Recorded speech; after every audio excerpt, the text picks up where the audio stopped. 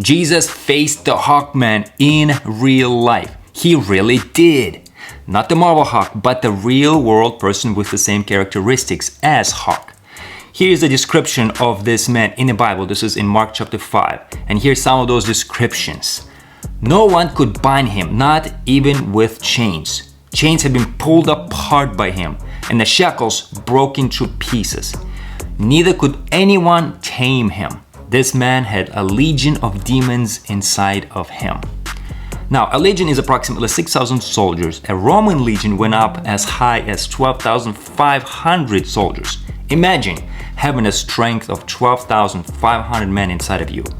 We can only imagine the kind of power they could exert through one man. Now, Hawk from the 70s was only 10 times stronger, and I know right now it's unlimited, but the kind of power we're talking about here is way beyond what we today can comprehend. So, how did he get this power, you might ask? We're not exactly sure, but we can assume he got what he asked for. One possible scenario is through a gemstone which opened the door for demons to enter into him. You heard it right, a gemstone. Just like in the Marvel movies, the gemstones or infinity stones gave supernatural powers to the one who was in possession of it. This idea did not originate in Hollywood, but from the ancient religions. For example, in the Greco-Roman world, a belief was that the wearer of the gemstone would be endowed with the powers of a specific god. This was during Jesus' time, guys. So this scenario is very possible. These ideas are coherent with the Christian worldview as well, but not without consequences. It's a well-known fact today and in the ancient times that demons were tormentors.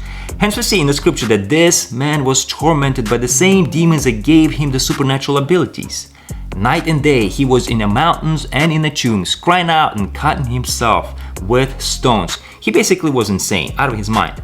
Just like the Hawk in the Marvel comic world, the more angry a Hawk got, the more of a monster he became. Interesting, right? Maybe somebody should come out and just say it. Hawk is demon possessed.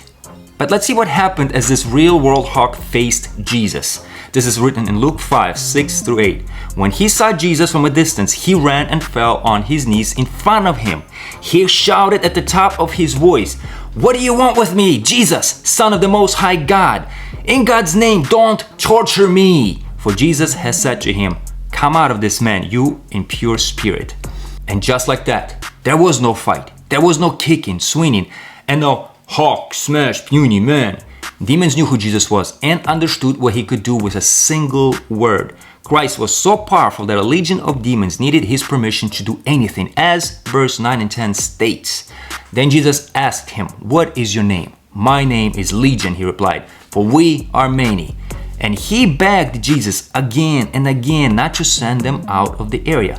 What were they so afraid of?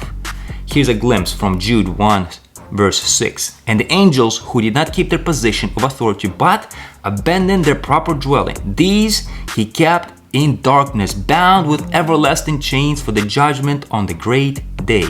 Makes sense, I guess. Now, let's finish the story. A large herd of pigs was feeding on a nearby hillside. The demons begged Jesus, "Send us amongst the pigs, allow us to go into them." He gave them permission, and the impure spirits came out and went into the pigs. The herd, about 2,000 in number, rushed down the steep bank into the lake and were drowned. Wow. A lot is in this story, but first of all, why did Jesus let them go? It is not specified, but we can deduct a few things here. One thing is that he wanted to show how wicked these spirits are. They killed 2,000 pigs and then went on their way without any punishment.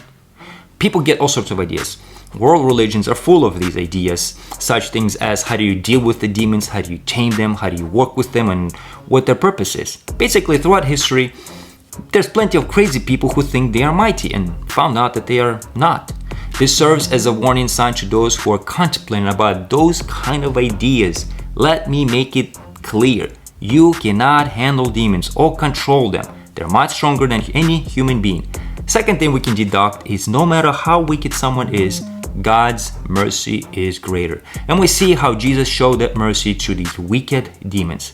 But only for a time. Time is coming and is near. But more importantly, it is near to all of us. Where do you stand? This demon-possessed man, after being freed, understood that Jesus was the answer.